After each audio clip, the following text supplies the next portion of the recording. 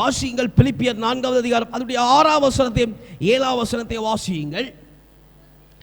நீங்கள் ஒன்றுக்கும் கவலைப்படாமல் எல்லாவற்றையும் குறித்து உங்கள் விண்ணப்பங்களை ஸ்தோத்திரத்துக்குரிய ஜெபத்தினாலும் அவன் வேண்டுதலினாலும் தேவனுக்கு தெரியப்படுத்துங்கள் என்று சொல்லப்படுகிற வார்த்தையின் கூட அவை சேர்ந்து வாசியுங்கள். இயேசு ஸ்தோத்திரம் 7வது அதிகாரம் 7வது வசனத்தை வாசியுங்க. அப்பொழுது எல்லா புத்திக்கும் மேலாக தேவ சமாதானம் உங்கள் இருதயங்களை உங்கள் சிந்தனைகளையும் கிறிஸ்து இயேசுக்குள்ளாக அவர் காத்துக்கொள்ளும் என்று சொல்லப்படுகிற இங்கே சொல்லப்படுகிற நீங்கள் ஒன்றுக்கும் கவலைப்படாமல் எல்லாவற்றையும் ஆண்டவர் கரத்தில் ஒப்புக்கொடுங்கள், அவர் எல்லாவற்றையும் வாய்க்க பண்ணுவார் என்று சொல்லப்படுகிற காரியத்தை நாம் வரலாம். அல்லேலூயா, அல்லேலூயா. நம் ஆழத்தில் கொடுக்கப்பட்டிருக்கிற வாக்குத்தத்தத்திற்காக நான் உங்களை ஞாபகப்படுத்திட்டு போற கர்த்தர் உங்களை தள்ளாட விடுகிறதல்ல. அல்லேலூயா. நீங்கள் ஆண்டவர் சமூகத்தில் உங்கள் பாரங்களை இறக்கி வைக்கும் பொழுது நீதிமான்களை அவர் தள்ளாட விட போகிறதில்ல. அல்லேலூயா, அல்லேலூயா.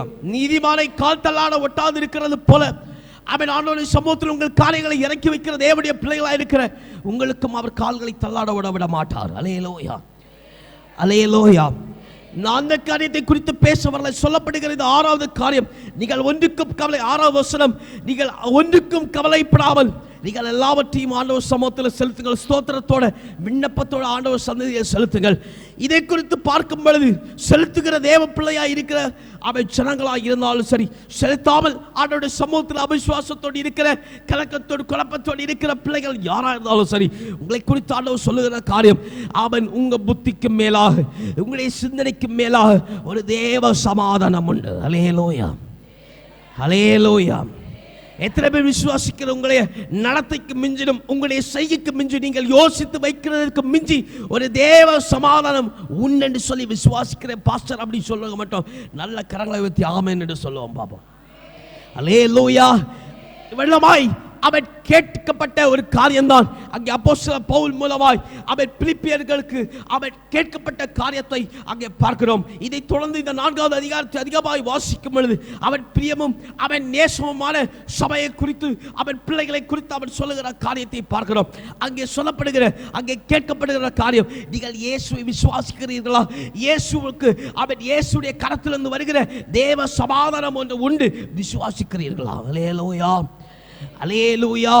பிலிப்பி சபையார் யாவரும் ஒருமனப்பட்டு அதை விசுவாசித்தார்கள். அதில் ஆமென் என்று சொல்லி ஒப்பு கொடுத்தது போல அருமையாக சபையாய் இருக்கிற தேவ பிள்ளையை, கிருபையின் காலத்தில் இருக்கிற தேவ பிள்ளையை, காலம் சமீபித்து வருகிறது சொல்லி அறிந்திருக்கிற தேவ பிள்ளையை, ஒரு உன்னுடைய ஞானத்தை முன்னே அறிவிக்கும் மிஞ்சின உன்னுடைய பலத்திற்கு மிஞ்சின ஒரு தேவ சமாதானம் உன் குடும்பத்தை உன் பிள்ளைகளை உன் வழிகளை நடத்த கிறிஸ்துக்குள்ள காத்துக்கொள்ள வல்லதாய் இருக்கிறது சொல்லி நீ அறிந்திருக்கிறாயா? அல்லேலூயா, அல்லேலூயா.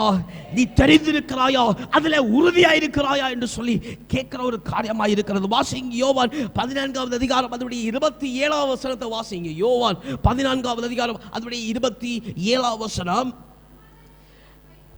அவை சமாதானத்தை உங்களுக்கு வைத்து போகிறேன், என்னுடைய சமாதானத்தையே உங்களுக்கு கொடுக்கிறேன், அது உலக கொடுக்கிற பிரகாரமாக அல்ல, நான் உங்களுக்கு கொடுக்கிறதில்லை, உங்கள் இருதயம் கலங்காமலும் பயப்படாமலும் இருப்பதாக. அல்லேலூயா, அல்லேலூயா. முதல்ல விசுவாசிக்கணும், அந்த நம்பிக்கையில உறுதியா இருக்கணும். என்னை நான் நினைத்திருக்கிற எனக்குள்ள இருக்கிற என் குடும்பத்தில் இருக்கிற இப்ப இருக்கிற சந்தோஷத்தை விட ஒரு பெரிய தேவ சமாதானம் ஒன்று உண்டு என்று சொல்லி நீ ஆழமா விசுவாசிக்கணும். அல்லேலூயா.